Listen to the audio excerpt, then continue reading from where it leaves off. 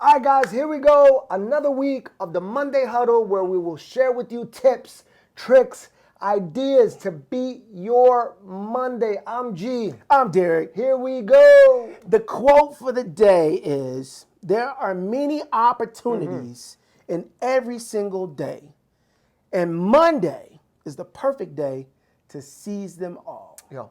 There are many different opportunities in every single day, and Monday is the perfect day to seize them all.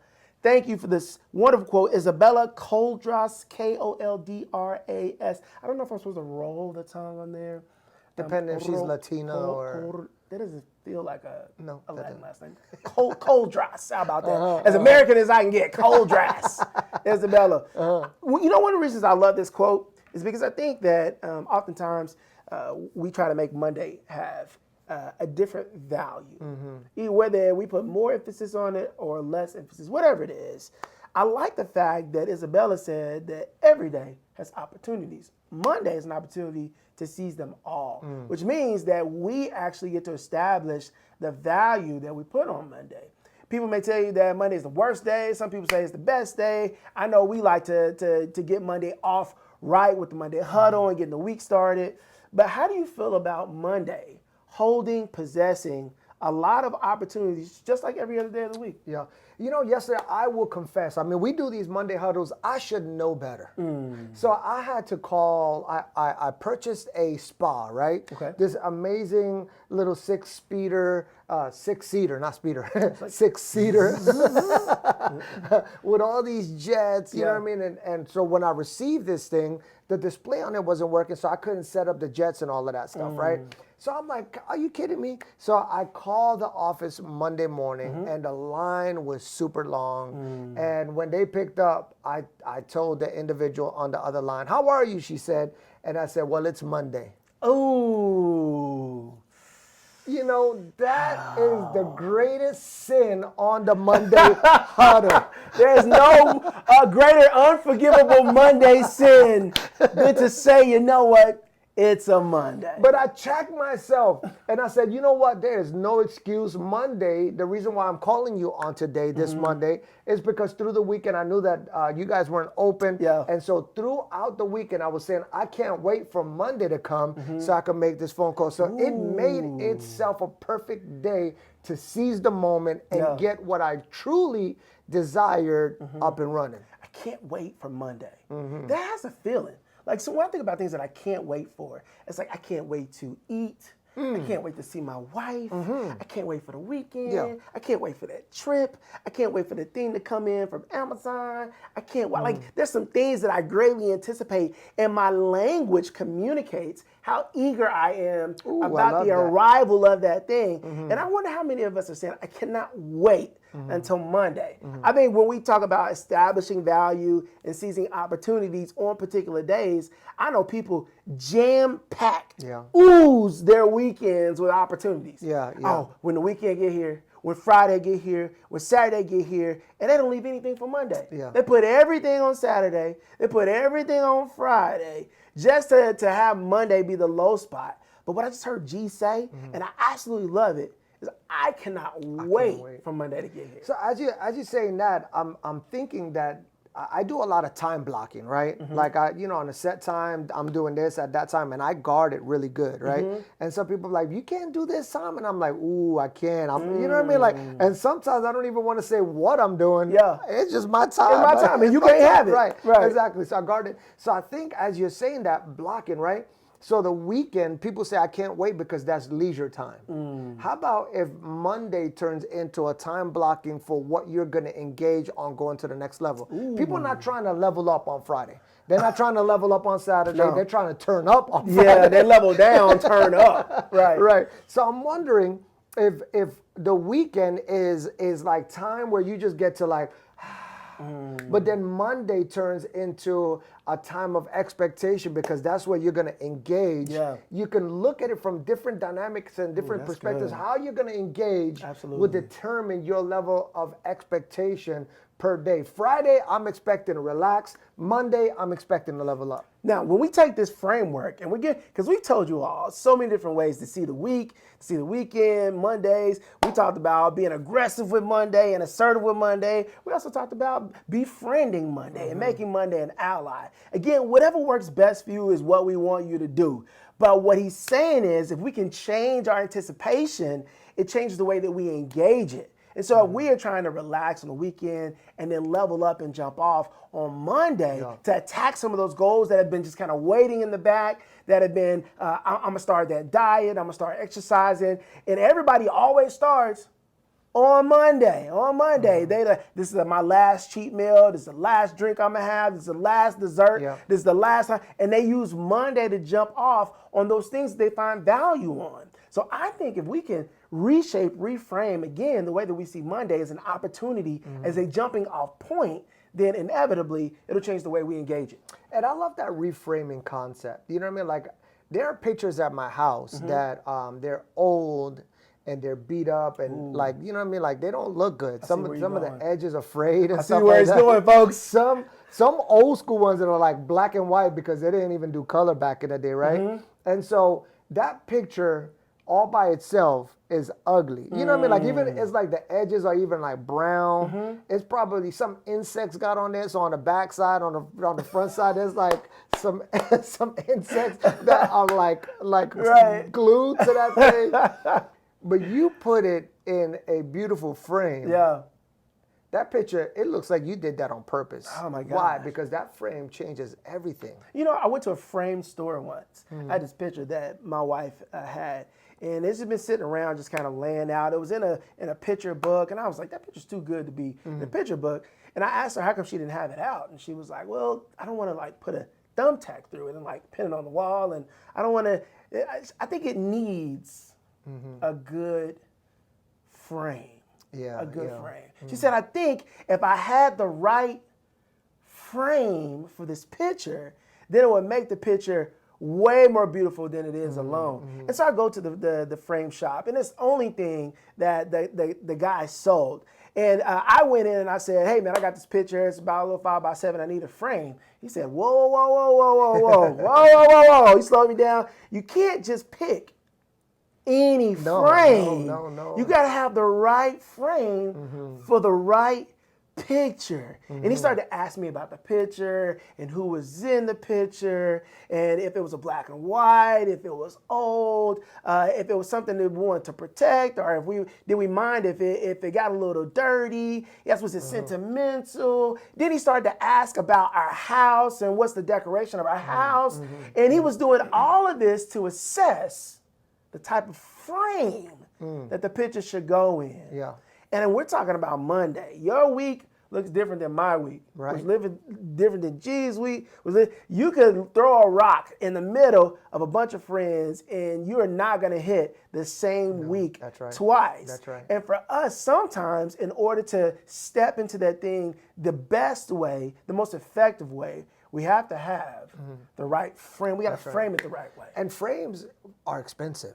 Oh my gosh. They're not inexpensive. So you got to think about the picture has a value of its own. It's a memory. It's a sentiment and an emotion that is connected. This has a value of the past. The frame gives value for the future. Wow. What? Yeah. So when you look at value, the picture is like, okay, so if you go to purchase a collector's item, like I was looking at a book, I got like 3,000 baseball cards. Oh my gosh. So I was like, man, I know I got to have some money in here, right? Somewhere. And so I took this box and I was like, listen, are these worth anything? And the guy said, they are worth whatever a collector's willing to pay for it, right? Somebody looks at a picture, and if it's a picture of my family, of a great-grandparent or grandparent, something that means something to me, I'm going to buy it, or I'm going to desire to have it based off of what is the value of that thing time past.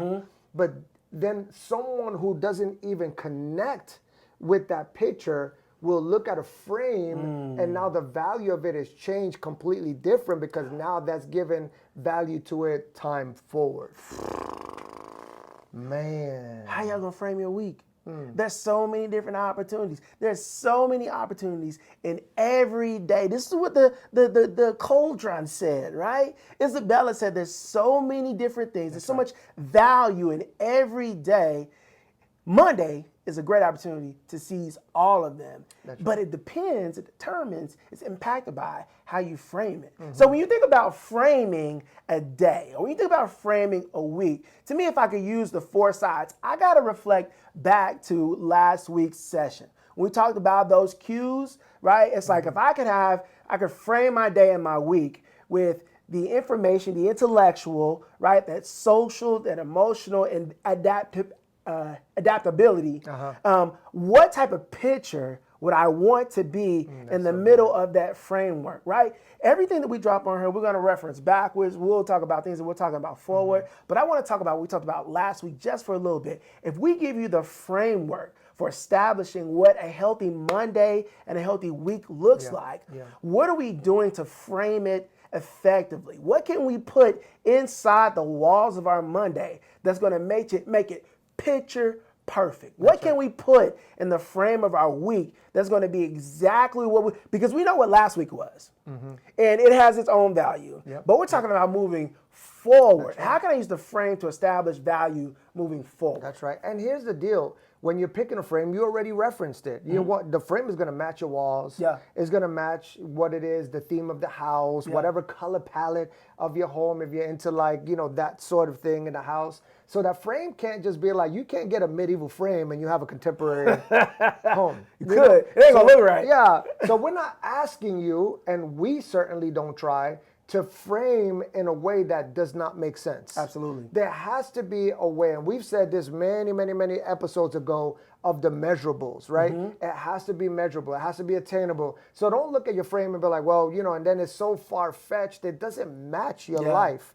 There has to be a challenge. And the way that I usually go about vision casting for my own life is when I get an idea and it's beyond me, then I know I'm on the right track, because that means I got to get people around me and things around me, resources around me to help me with the things that I don't know. Absolutely. Right? Yeah. That forces you. You can't thrive by yourself. You can't put the frame by yourself. You can't pick the frame by yourself. There's got to be an idea that as you're navigating through this life and you're picking a frame and you're putting it together, who's around you that's helping you make this thing happen? Otherwise, you may pick the wrong thing, say the wrong thing, go to the wrong place, set the wrong goal, and then wind up how you got off course. Yeah, so I think to piggyback off that, you get the opportunity to create your own space. Right? I think the picture adds value to the space that you're trying to create. The frame adds value to the space you're trying to create. And what G is talking about as far as like framing the moment, right?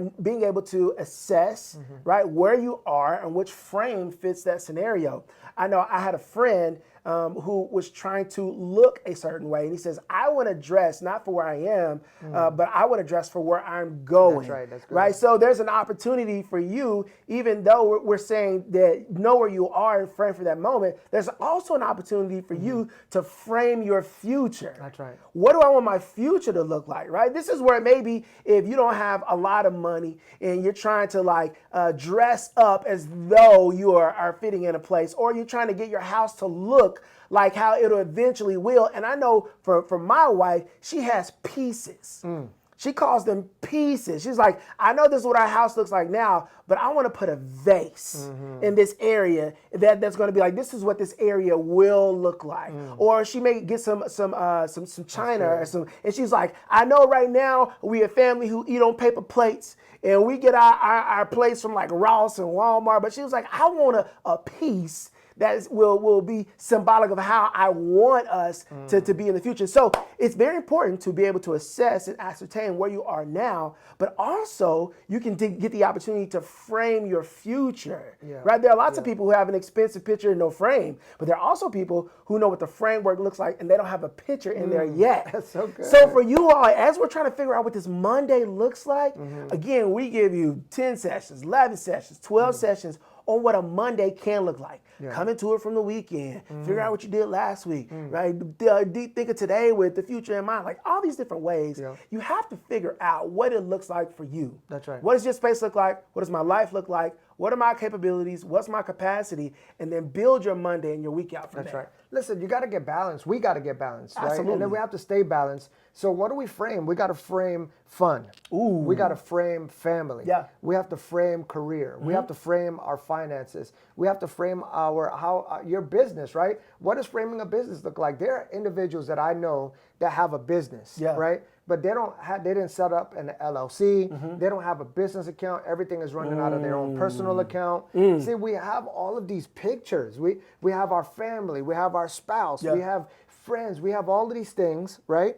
But no frames around them. Whew. And so we can't just sit there and frame. There's some frames that are overall frames. But then we got to sit down and make the pretty little frames like we're making a montage. Ooh, right? Okay. And so we look and we got to sit down and be intentional. I'm going to sit down, I'm going to frame my Monday. I'm going to sit down, I'm going to frame career. I'm going to sit down and I'm going to frame how I'm going to parent, right? And allowing ourselves. Somebody once told me this, right? My kids were acting a little crazy. The household was a little crazy. And this individual that was mentoring me at the time said, you got to bring some order to your house because every little culture or thing that doesn't have boundaries is related to the animal kingdom. Ooh. Yeah. So he said, you got to put boundaries or else you're acting like the animal kingdom, that it has no boundaries. So I had to sit down and establish with my wife some rules. The kids get disrespectful. This is what it's going to be. They stay out late past curfew. This is what it's going to be. So they write their own report card. We framed discipline in our house. That's good. Right? We frame how my wife and I are going to spend money. Sometimes you can go spend, your wife go and spend, and then you buy the same thing and you're like, it could have just had a little bit of communication. So we made a decision. Up to $250, we're going to talk about it. We're at least going to let each other know. Anything over $500, we're going to spend a 24-hour period thinking about whether we really need it. That's my framework. $1,000, we're going to spend a week before we go buy it, so that we think about whether we really need it. It's frames. If we could just frame and put things around us that help us navigate how to do life, it helps us with the pre-decision making, not being post-reacted, or you're being more reactive than you are proactive. Yeah. So my question to you as we wind up this episode is, what do you want your Monday to look like? Isabella said there's so many opportunities throughout the week and every other day. And Monday can be a great opportunity to put those opportunities in one single day. But the question is, what do you want your Monday to look like? You can make it look however you want it to look. But you got to know your skills, your abilities, your talents, your availability. You got to know who's working with you, who's working against you, what are the opportunities. You got to be able to put all these things in the picture. And once you do that, you can frame it. G, give us one more thing, man, before we leave, brother. We're talking about opportunities. She said there's so many opportunities. But the opportunities, they have to fit within this framework. It says it can be in any other day. Every other day has opportunities. Monday is a great opportunity. It's a great day to seize and put them all in one. But we have been saying that if you do it, it needs boundaries. The picture has to put in the frame, has to be put in the frame. Wrap it up for us real quick. What does that look like? So, seize to me, that's what my mind immediately was attracted to. And so seize to me is like a military term. And I think that some of us, we operate from a weak mindset, right? We operate from a defeated mindset. We operate from a posture and a place, well, I failed at that before, so I don't know if I want to do it again. I got to be careful because my last relationship didn't work out. Last Monday didn't work the way that I wanted to, right? I keep confronting these situations. I think that seizing is something that we have to wrap our minds around so that you can grab a hold of the warrior that's on the inside of you. This is a fight.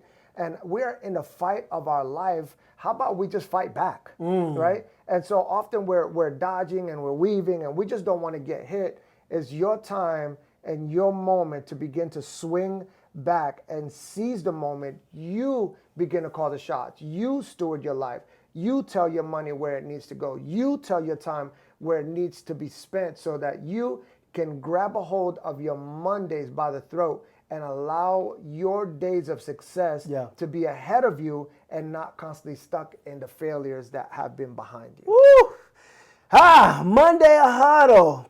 So many opportunities. We want you to go out and seize them. That's not a passive thing. It's a very assertive, intentional, aggressive thing that we have to do in our mind, because if we don't grab it, then it'll do whatever it does, right? So go dominate Monday. This is Derek. I'm G. Yo, this is your Monday Huddle. Peace.